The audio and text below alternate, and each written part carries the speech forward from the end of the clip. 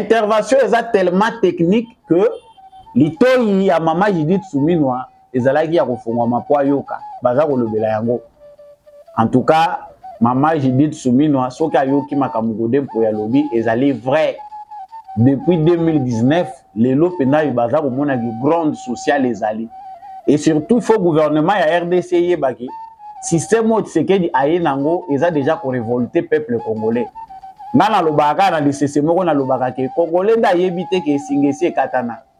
Comment voulez-vous que inspecteur financier ou yazu musala lobby aza capable ya kofuta ba professeur 10? Mais c'est grave comme réalité. Donc vous avez choisi de détruire l'éducation du pays.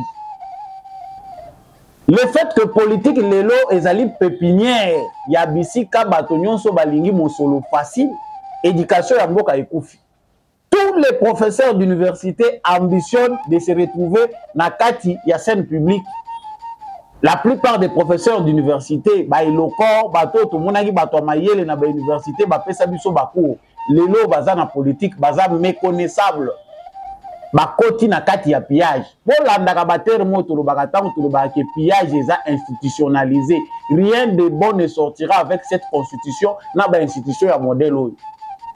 Omoni ba faire nyonso na mboka ekufi.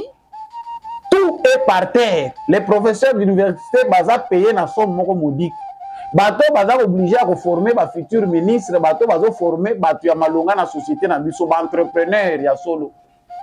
Salaire na bango eza médiocre. On privilégie les politiciens. Ou rentabilité exacte par rapport à les aspirations profondes du peuple congolais. Congolais, tout la mouka. Ce n'est pas parce que nous aimons Félix Tshisekedi qu'il est un bon volontaire. Il faut changer bon. Il faut changer bon côté. Ba débat au batou. Mbote na bande konyonso boponi tindika télévision pour na ko partager basango ya République démocratique du Congo.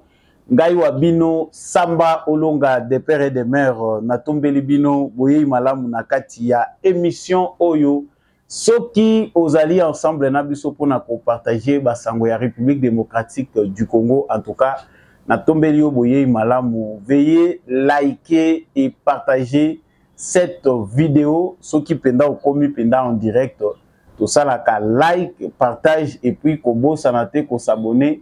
Ceux qui osana nous abonner na etandona biso justice yanzambe iratakate justice yanzambe motomokote a échappaka na contrôle nango. Ceux qui yo oko salaka mabe olobi ke moto akomona ngai te to pe oko sala mabe nanko parce que au monique yo za makasi koleka baninga. Sache-le bien que d'une manière ou d'une autre au finir par foutre ma bé au yo zali kosala. Si ce n'est pas sur cette terre, même dans l'au-delà, tu finiras par payer les prix de tes actes. O tolonaka yango to bukaka kolona mabete parce que risque zali même banana yo baya ko récolter mbuma mabe oyo bango batikala kolona te.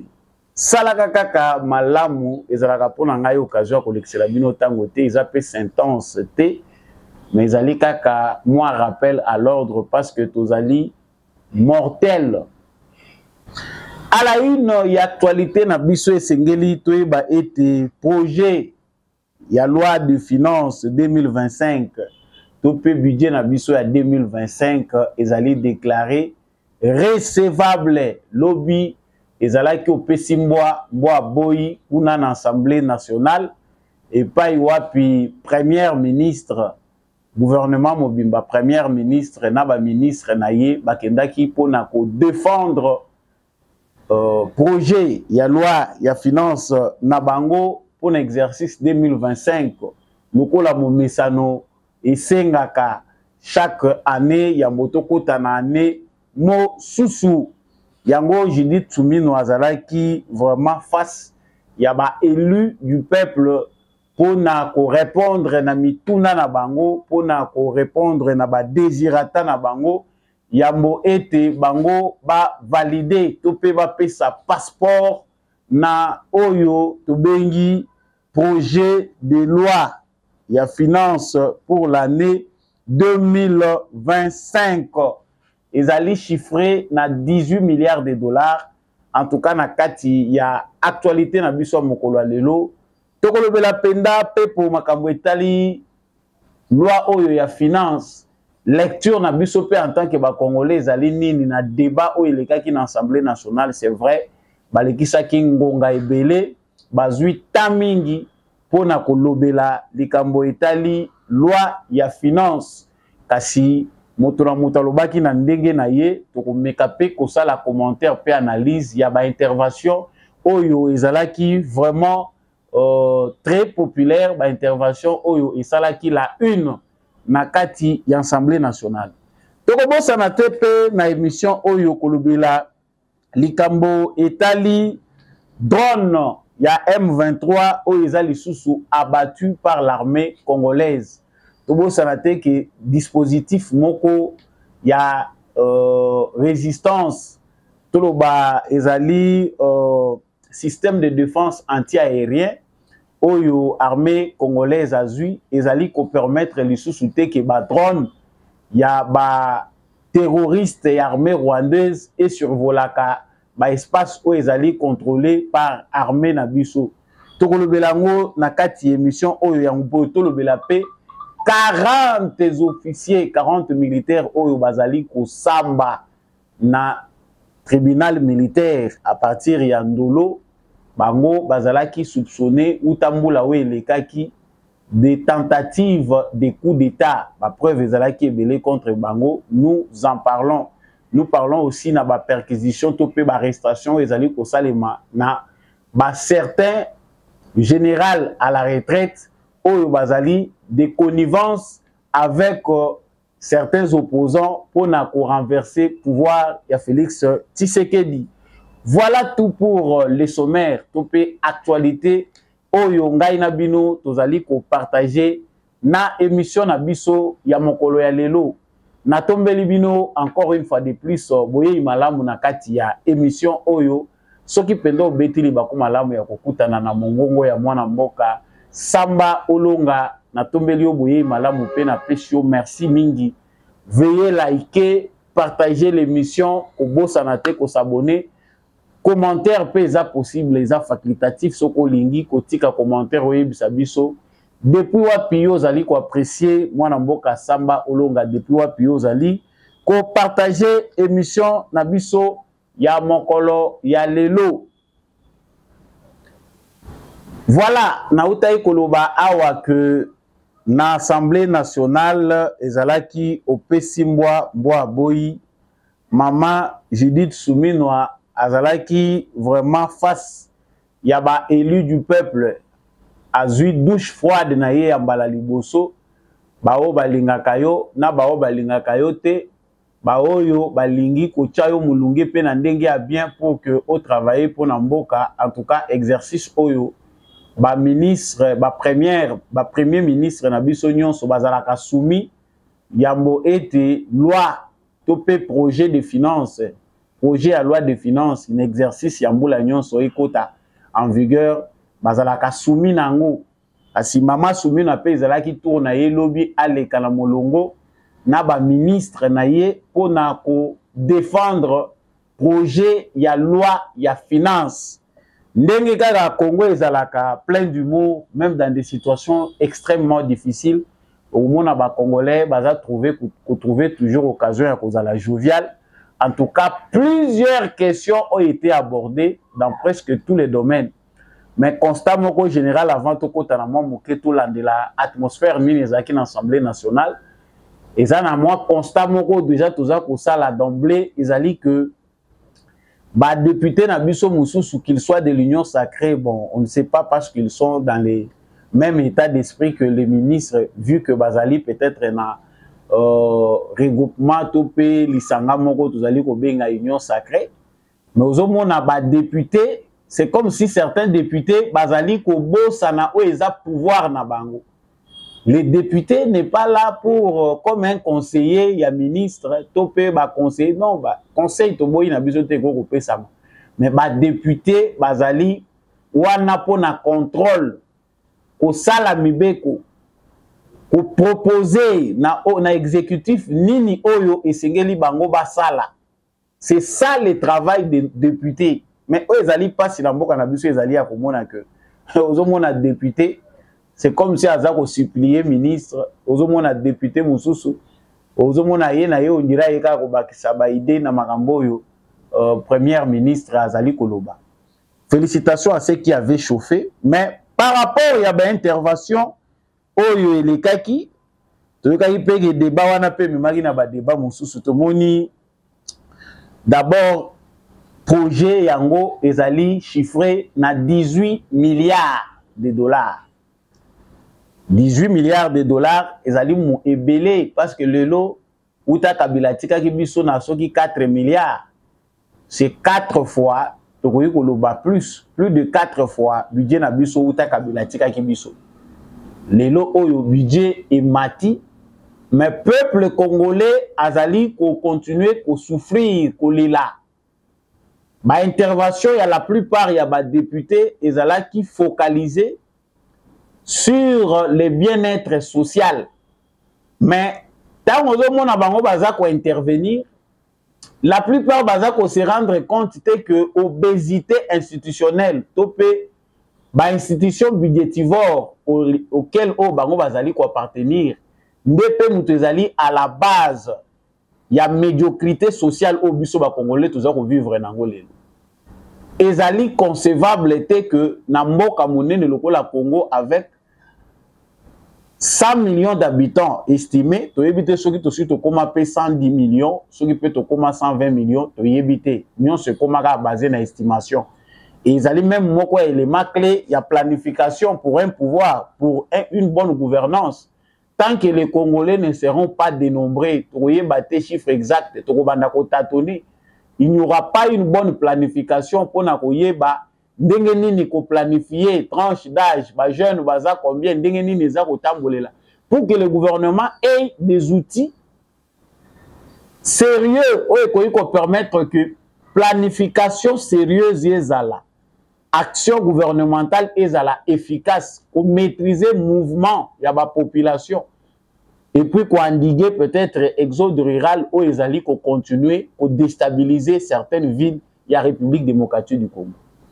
De manière générale, constat oyo, ba député na biso baza ko sala na munoko na bango zo mona baza ko lela ke balingi peuple. Peuple congolais azala malamu, peuple congolais misala, il faut créer des emplois. Mais ils ignorent que la plupart des moyens de l'État congolais vont dans le fonctionnement des institutions. Nulle part au moni ba député ko évoquer question oyo ba musu baza ko mona fâcheuse. Ou peut-être ezali par principe bayokana ki ba aborder en côté. La question de la réduction des traits de vie des institutions ezali hautement liée na changement constitutionnel. Il faut constitution et changer pour tout revoir d'abord taille. Il y a des institutions na biso, il y a certaines institutions qui doivent être supprimées. Mais le rôle va faire partie de l'institution, baleki na bango sous silence débat wana, eza kotala nango bango te. Baleki na bango, or lelo tango toza koloba wa, toza komona nanu tina te ya Sénat na biso. Pour ko supprimer yango sans que cela puisse amener à des conflits, il faut avoir une nouvelle constitution. Oyo e ko mema biso na parlement moko monocaméral. Toza la kaka na parlement moko eza monocaméral, toyebi que toza atana 200 députés. Multitude ya ba député o toza na bango toza pe ko yebate et puis eloko moko mutu yanga pe naza ko pesa na ba commentaire na nga tolo bakaka po tokotaka déjà na bandako na bino réseaux sociaux sunga biso. Il faut ko créer structure moko eza chargé ya formation ya ba député na biso parce que aujourd'hui n'importe qui, n'importe quel citoyen peut devenir député national. On a tendance à comprendre que certains de nos députés nationaux bazali na difficulté ya kozala pleinement na rôle na bango. Zana bato ozomona ye aza député mais c'est comme si yemo pas yebi ne loko ifwa salate. Donc aza ko apprendre ngo kaka par expérience ya otala kaka ndenge baninga basalaka. Comment vous pouvez avoir tout le temps pour intervenir, interpeller le gouvernement, proposer qu'on pèse sa piste et la solution pour permettre que la qualité de la gouvernance soit améliorée. Mais aux hommes, on a battu les caca na biloko moko ya ba lecture oyo to monaka na ba année passée baza kozonga nango soki ba meki moke ko frôler oyo ezali réalité à peuple congolais okomona nos solutions mon côté vraiment pragmatique oyo ezali proposé pour que les social des Congolais changent. Bandeko na ngai to se laisser berner te na oyo biso tozali komona na kati ya parlement na biso. Nous avons tant entendu de beaux discours. Toyoki ba discours ya ndenge na ndenge. Oyebi ke ezali pasi. Mais nga naza d'abord ko se focaliser wana 18 milliards oyo ba proposer biso. 18 milliards, c'est vrai par rapport à la taille du Congo et Zambongo et Belete. Pour que ces 18 milliards aient vraiment de l'impact, pour biso soki to komi atteindre à 25 milliards, tant que nos institutions continueront à fonctionner de la même manière qu'ils fonctionnent, le peuple congolais kozalaka pauvre. Pauvreté oyo ezali voulu parce que forme ya état na biso, organisation na biso institutionnelle ezali ko favoriser oyo to bengaka pillage institutionnalisé. C'est-à-dire pour que le Congolais se retrouve en République démocratique du Congo, Congolais ou Aza Mayele à cause de la politique.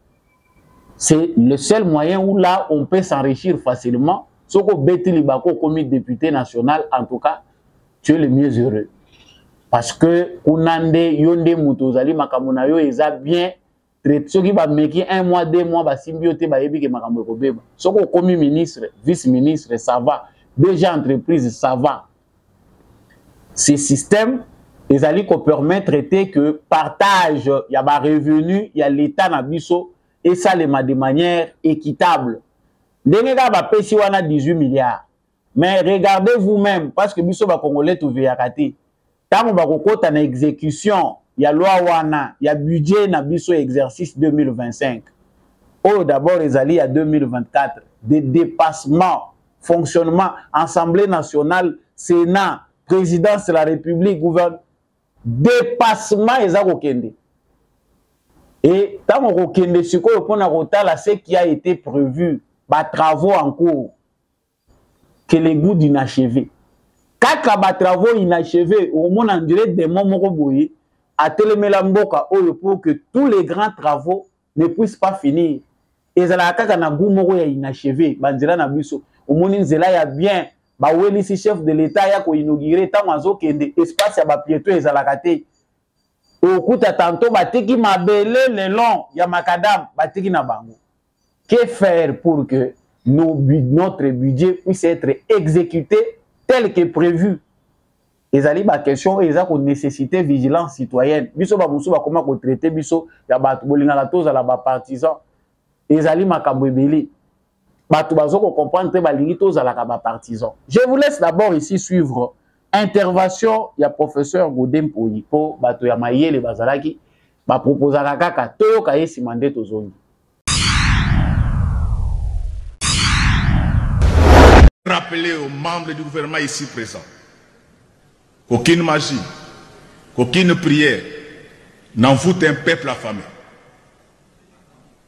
Le roi David en a fait l'expérience parce que le jour de l'entrée dans le temple, il a dû consommer les pains qui étaient réservés aux sacrificateurs, tout simplement parce qu'il avait faim. Honorable Président, je sollicite votre autorisation pour que par moment que je puisse glisser en lingala. Pour que nous puissions consommer quoi? Juste pour glisser en lingala. Ah d'accord, je croyais que vous sollicitez. Voilà. Mon autorisation donc, pour consommer. J'informe mon salaire, les membres de notre gouvernement que pendant que vous l'avez vomi avec du champagne, la population congolaise manque de tout. Et je vous informe que si vous ne régularisez pas la paye des agents de l'État, je serai le premier à initier une motion de censure contre ce gouvernement. Nous ne sommes pas les enfants avec lesquels vous pouvez jouer pendant que vous roulez carrosse. Votre patrimoine immobilier, nous les connaissons. Ah. Vous êtes toujours dans la loi rectificative. Je suis là. Et donc, je voulais dire ici qu'on ne peut pas parler de l'excédent de trésorerie pendant qu'il y a des gens qui ne sont pas encore payés. Voilà, intervention est tellement technique que l'itoyi ya Mama Judith Suminwa ezalaki ya kofungwa mapwa yoka baza kolobela yango. En tout cas, Mama Judith Suminwa soki ayoki makambo Godem po ya lobi ezali vrai. Depuis 2019, les lopena baza komona ki grande sociale ezali. Et surtout, il faut le gouvernement ya RDC yebaki système au Tshisekedi aye nango eza déjà ko révolter peuple congolais. Nana lobaka na lisese moko na lobaka ke congolais nda yebite ke singesi ekatana. Le peuple congolais était un peuple en prison pendant les 18 ans de pouvoir de Joseph Kabila. Tout le bagage a règne nyonso ya Afdel, le 21 ans. Tabao bakangi na singa pendant 21 ans. Ou encore 50 ans, ceux qui sont ici, plus de 50 ans, sont ici na ya Mobutu. Peuple congolais mais ça n'a qu'à vivre na singa. Ce que bakangi taba na singa pendant toutes ces années. Mokolo baza ko fongola taba pour taba profiter na nature akende sika nyonso eloko alingi kolia atambola zwa mopepe. Ba remarquer que taba zali ko baluka kaka esika moko wana aza ko continuer ko tourner kaka wana. Singese katani nango. Ezwa kintaba temps na ba jour pour que ntaba amesana ko kende abanda ko kende à comprendre que naza libre. C'est un peu ce que le peuple congolais. Félix Tshisekedi a même les Congolais liberté. Mais il faut montrer que comment les Congolais en profitent. Les Congolais bazali conscients, bazali que tous sont libres. Il faut serrer batu oyo pour gouvernance et profiter na biso nyonso. Congolais zoye bana yango. Professeur Godem Poyi a talicia lobby que oui. Et puis tous sont d'accord na yé grande sociale ezali. Ozomona ba vent ya ba revendication tango ezako banda partout. Comment voulez-vous que inspecteur financier ou Azu Moussala lobby aza capable de foutre ba professeur 10? Mais c'est grave comme réalité. Donc vous avez choisi de détruire l'éducation du pays. Le fait que politique lelo ezali pépinière ya bisika bato nyonso balingi mosolo facile, éducation ya mboka ekufi. Tous les professeurs d'université ambitionnent de se retrouver na kati ya scène publique. La plupart des professeurs d'université, ba eloko, bato to monaki bato mayele na ba université, ba pesa biso ba cours. Lelo baza na politique, baza méconnaissable. Ba koti na kati ya pillage. Pour landaka ba termo to lo bakatango to lo ba ke pillage eza institutionnalisé. Rien de bon ne sortira avec cette constitution na ba institution ya modèle oyo. Omoni ba faire nyonso na mboka ekufi. Tout est par terre. Les professeurs d'université baza payé na somme moko modique. Bato baza obligé à former ba futur ministre, bato bazo former bato ya malonga na société na biso ba entrepreneur ya solo. Salaire na bango eza médiocre. On privilégie les politiciens. Oyo rentabilité ezate par rapport à oyo ezali aspiration profonde du peuple congolais. Congolais to la muka. C'est pas parce que nous aimons Félix Tshisekedi qu'il est un bon volontaire n'importe quoi, il faut changer bongo, il faut changer bongo te. Ba débat oyo batu musu balinga kolanda ngote po pesa ka bango kanda. Mais moi je me dis que les Congolais doivent s'habituer à suivre de près et puis babiloko oyo tango esale makabu loi de finances baza ko voter. Parler du peuple ezalaka, il faut etonda libanda na ba Congolais. Même bango mona kati ba komi ko banga. Ba renforcer sécurité mais ba sentir que le peuple est impliqué. Bah intervenant, bah intervenir bien. Chacun veut aller dans le sens de son domaine. Bah on va professeur à l'université, bah on plaider cause il y a bah professeur à l'université. Bah on peut à tali province na à survoler matière à tali quoi ezali na nini na. Comment ne pas trouver l'équilibre? Pour moi, un député qui a les soucis du peuple congolais en général, qui a les soucis de relever le niveau de notre éducation. Akoloba ke tozali kosa la loi. Salaire ya ba inspecteur financier, salaire ya ba ministre et ko kozala te 20 fois 50 fois plus que salaire ya ba professeur ya université. Vu le niveau de l'éducation aujourd'hui. Godin pour yalobi kuna ndenga bien bato yo suka ya malamu batanga ki penda soto ko koloba ke éducation ko kozala moi to meka koloba bano yo batangi kaka moi humanité avant année 2000 de muke tokoki kotala mais Mobutu déjà avant qu'il indépendante ici kotaki afdel nde ye penda ko kunda éducation nyonso afdel mission ezalaki que biso nyonso tozala babruti abrutissement ya peuple congolais, destruction ya éducation nationale. Et si l'éducation est faire partie du sous-soutien na priorité na bino. Félix Tshisekedi aye na gratuité de l'enseignement, mais on voit qu'il y a des poches où les autres senga kozipa. Tout ne peut pas être fait en un jour, mais il faut créer l'équilibre. Bah ouais, bah on reçoit $2 000, 12 000, 15 000 $ le mois. Bah moussou bah on reçoit 30 000 au PCA. Na eloko moko ya sala kana entreprise publique maza kozwa plus de 30 000 $ au naza président ya conseil d'administration dans une entreprise où ba siège ya conseil d'administration eza ko siéger soki une fois l'an na mutavandi na bureau aza député en même temps aza président ya conseil d'administration un poste qui ne vaut même pas la peine. Comment ne pas parler d'un pillage institutionnalisé? Comment les entreprises publiques peuvent fonctionner dans le modèle Ouana? C'est le modèle que nous avons voulu de par cette constitution. Parce que nous nous sommes entendus que se retrouver dans la rébellion, mieux vaut que le plus fort retrouve une place en politique. Voilà pourquoi les autres sont en brousse, à échouer dans l'élection, à se retrouver dans Zamba. Chers Congolais, tous au Solango, Batumingi Balinka, tout ça d'information politique. Il y a à Omoni, par de ça comme un niveau. Ce qui est plus grave, ils allaient État et l'institution à Bissau. Tshisekedi est un bon volontaire, mais il est coincé. Le plus grande réforme,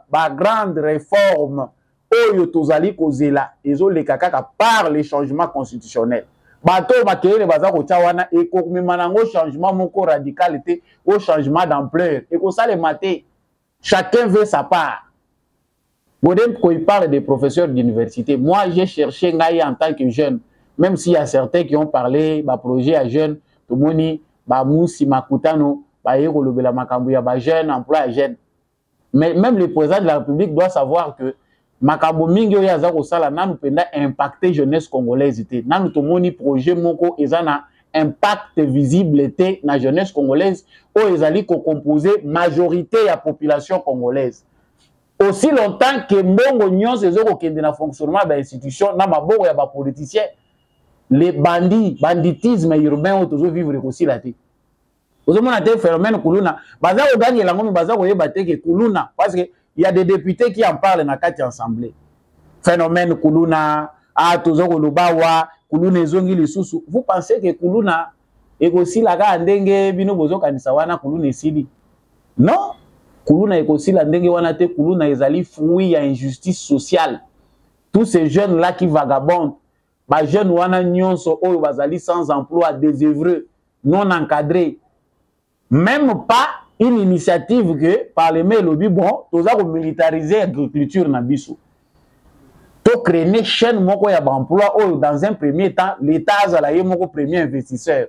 Que tous ces jeunes gens, parce que Kinshasa lelo, ba baza ko réfléchir mais à demi-réflexion, mouta comme une pensée fixe à Zati. Kinshasa c'est une implosion, 20 millions, ou dans 4 à 20 millions, on a pas besoin de se retrouver à Tangi. Il faut kaka, azala chayer, ou bien coopéra. Moussala ya bureau, ezakaka ya kindeku, bana ya, ne ba occuper ba bureau nyons. Bon, avec près de 20 millions d'habitants, vous ne savez pas que les jeunes ont créé la chaîne mini emploi to créer pour na komekana ko endiguer phénomène où il y a problème où il y a jeunes désœuvrés ba emploi ezati. Militariser l'agriculture, les services nationaux donnent des fruits mais toujours au monde loko baza ko pesa te la service national na budget annuel. Cette agriculture est koki ko ramasser ba diplôme nyonso eza ko chômer na banda kwao. Banda présent lobby revanche à sol sur le sous-sol. Toujours au monde a impact monene te agriculture. Prenez des agriculteurs chinois, militarisons l'agriculture et comme imposition, ba imposer à mon école, na ba université, bo kabole la ba jeune mabele yo baza ko continuer pour y ba biso fele. Bo kabole la ngo ba jeune, donner des tracteurs, donner ça. biso to ana koloba te eloko mususu point mususu na kolobela ya monasi kisa ezali likambo ya ba sport congolais sport ekufi. On ne voit pas de députés. Je ne sais pas s'il n'y a pas de sportifs députés, mais aux hommes on a député mon côté kolobela likambo ya football congolais et ko peut créer emploi. Muta kolobela ngo azate football congolais ato koloba wa na football otali championnat ya Congo, Lina Foot, Pefikine, nyonso to koloba awa et kufi elali. Est-ce que l'État congolais ne voit pas que tozali ko perdre ba talent? Bana ya mike banda ko betela ba bala bato bakomi ko comprendre que balle na Congo et foot akate. Ba jeune baza ne suna bisika okendete ba jeune baza ma potentiel joueur baza encadré. Mais est-ce qu'on ne peut pas encadrer nos championnats première division, deuxième, troisième division, l'État a moyen annuellement tout se fixer, tout tient nous montant 20 millions, 30 millions. En attendant, ma partenaire, tant que mon organisation, ma sponsor, bakoya, bakotombola. Parce que le Congo a un potentiel sportif. Nani a kolobelango na kati ya parlement. Toti kana biso kozala distrait ya malonge lobami kuna te. J'ai pas le temps de tout vous dire. Na makambo eleki kuna. Ya moto ezali bandeko ba congolais to fongola miso. Matata ponyo pa wangani moyibi na ye alobi. Ya yibi na été député moko abetisaki libaku kuna député wana lobiki en tout cas matata ponyo makambo eleki kuna faut sala lokola matata ponyo un député qui encourage les vols pour construire chez soi un député national abandaki bien alandi allocution na ye mais akomi na point moko alobi non tomoni awa bato batongi basali fierté matata ponyo atongi université on voit une université pampant neuve. Même si c'est de l'argent volé, mais il a construit chez soi. Voilà maintenant la logique où nous amène. Logique, il y a des politiciens congolais. Voler pour construire chez vous. Les autres ont construit. Donc, il faut tout bandakota la mouyibi où ils ont bien mal nécessaire. Chers Congolais, regardez comment vos députés au bino vous votez. Bazali ko réfléchir. Comprennent qui veut. Tout ça, ceux qui sa awa na sangwa kitoko, otoyoki. Ezali que système ya défense anti-aérienne République démocratique du Congo badi musala nango Nikolo elekaki ba drone mi balé ya armée rwandaise ezikaki parce que ngai ko survoler ba position ya armée congolaise lobi lisusu drone mususu ya armée rwandaise na mutabo na territoire ya Rutshuru système na biso et abattre yango guerre ici est une dimension mususu pendant que les gens pensent que Tshisekedi rêve chaque jour qui passe, force ezako bakisama. Bitumbo aussi là de manière spectaculaire. Ezali nango prophétie. Ezali ka koyeba ko sala na lecture à situation. Babo Tshisekedi te. Biso to continuer ko prier pour na Tshisekedi. To continuer ko la mobiliser tout en sachant que nous sommes seuls contre tous. Et c'est ça ce que nous pouvons faire comme part des choses. Kagame nanga munaya azako mona qu'il doit continuer la déstabilisation. Mais mon colo guerre est officiellement. Ah, il a dit Mosé Laurent Désiré Kabila. La guerre sera longue et populaire. Même Dieu va regretter pourquoi. Émission Nabiso Mukola Lelo et comme penda Nasuka. Bien sûr, le Bamakolo Mokote. Donc, continuer que le Baraka Kapona pour sensibiliser Bandeko Nabiso Congolais. Ce qui apprécie qui va commentaire Nangai. Ou apprécie qui ndenge Nazali ko panzelanteke. Likez vidéo oyo, partagez yango, tika commentaire depuis Wapio Olanda Gibiso na République démocratique du Congo depuis Wapio Olanda Gibiso à travers le monde. Merci l'équipe technique ya Tindika télévision et accompagné Gibiso pour cette émission oyo et comme on habite dans bino matondo na ndeko Rabilema merci na ndeko Kapaya matondo mingi na mwana mboka Rifin qui sombe wa saka biso pena bolam pour cette émission oyo et les kana Tindika télévision bande konyo so bolandi biso depuis Kinshasa depuis Bukavu Mbujimai Bozana Luanda Bozana Afrique du Sud. Je vous aime bien, continuez à liker, à partager, on se retrouve prochainement avec un nouveau numéro.